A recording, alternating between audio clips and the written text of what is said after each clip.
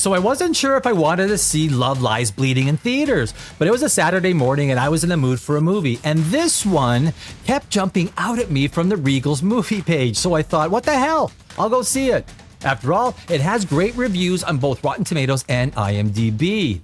And wow, this movie is deep, violent, angry, sad, driven, emotional, and so much more. You have to hear what I have to say about this movie. Huh? I'm listening.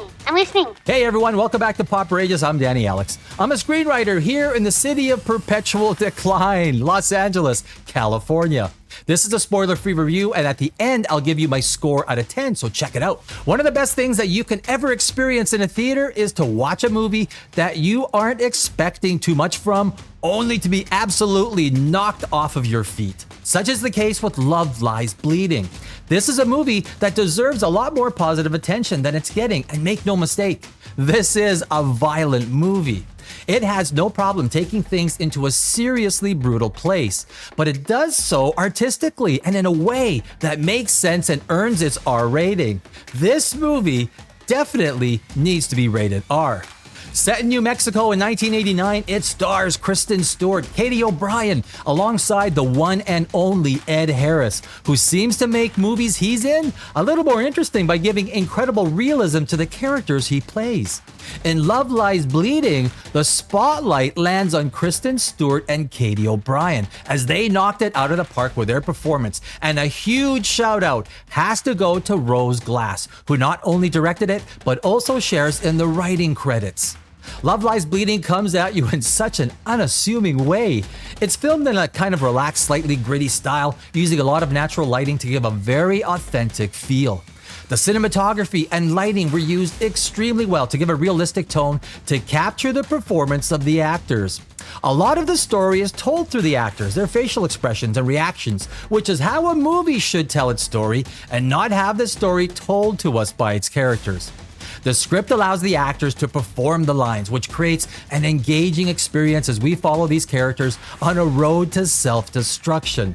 The costumes and sets were also well done and kept simple, which lent to the authenticity and believability of this movie.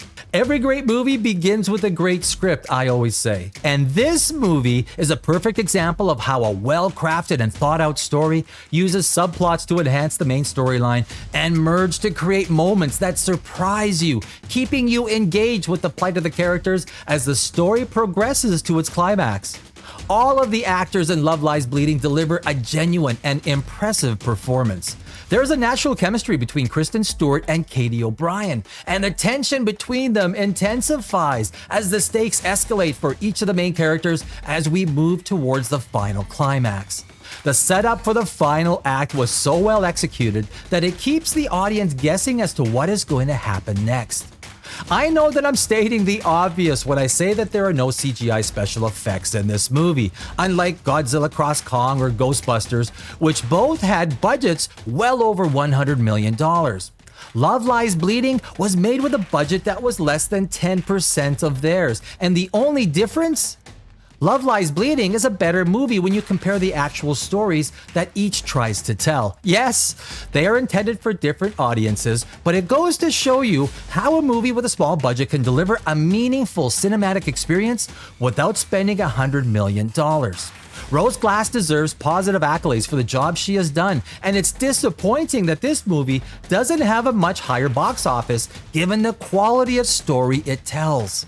She skillfully inserts the perfect balance of sexual tension between Kristen and Katy, never letting it become forced or feel out of place. The sex scenes were constructed to show the love between these two characters, which is one of the main catalysts in giving these two women believable motivations to act the way they did. The overall tone and feel is kept real and grounded, existing in a place that gave you the feeling that somewhere in New Mexico, these events may have actually taken place. This is just great storytelling and a script that knows where to pick up the pace and where it needs to slow down to make the audience think about what just happened and what may happen next. The scene setup and pacing are ideal and complements the emotional swings that the characters go through. There wasn't anything that felt egregiously wrong with the story progression. Perhaps you could question some of the creative choices like the 100-foot tall Katy O'Brian. That was kind of interesting. Maybe the effects of the steroids felt overemphasized at times, and who would bury a body in broad daylight on the side of the road? But the few plot points that felt exaggerated still meshed with the entirety of the movie to give you a satisfied feeling at the end with extremely well constructed, thought out, and escalating tension right from the first scene. I mean, it was very well done. This movie should get some solid word of mouth because it's so well acted and produced. On a scale of 1 to 10, I'm giving Love Lies Bleeding a score of 8.5. This is a great movie, guys, and you should definitely take a couple of hours out of your day to see it. You will enjoy this well put together movie.